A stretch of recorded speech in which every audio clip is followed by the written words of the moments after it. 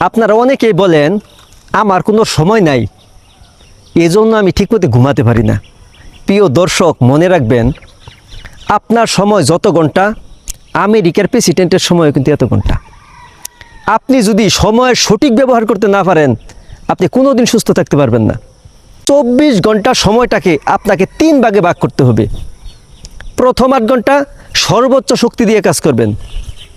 দ্বিতীয় 8 ঘন্টা পরিবারকে সময় দিবেন, নেক আমল করবেন, বন্ধু বান্ধবের সাথে যোগাযোগ করবেন, স্বজনের সাথে যোগাযোগ করবেন, কিছু গবেষণা করবেন। কিন্তু শেষ 8 ঘন্টা আপনাকে ঘুমাতে হবে। ঘুমানোর আগে কিছু জিনিস খুবই গুরুত্বপূর্ণ। অবশ্যই রাতের খাবার সন্ধ্যার সাথে সাথে খেয়ে নিতে হবে। সন্ধ্যার পর কোনো প্রকার মোবাইল, ল্যাপটপ, কোনো স্ক্রিন এগুলো আপনারা দেখবেন না। শোয়ার আগে শরীরটাকে ভালো করে কুসুম গরম পানি দিয়ে ধুয়ে নেবেন। আর শোয়ার সময় মোবাইল, ল্যাপটপ, সকল ইন্টারনেট কানেকশন অফ করে দিবেন। যখন আপনি ঘুমাবেন, আপনারা জানেন আমরা যারা মুসলমান আছি কিছু দোয়া কালাম এগুলো আমরা পড়ি। এগুলো পড়ার পরও যদি ঘুম না আসে, তখন আপনারা শ্বাসের ব্যায়ামগুলো করবেন।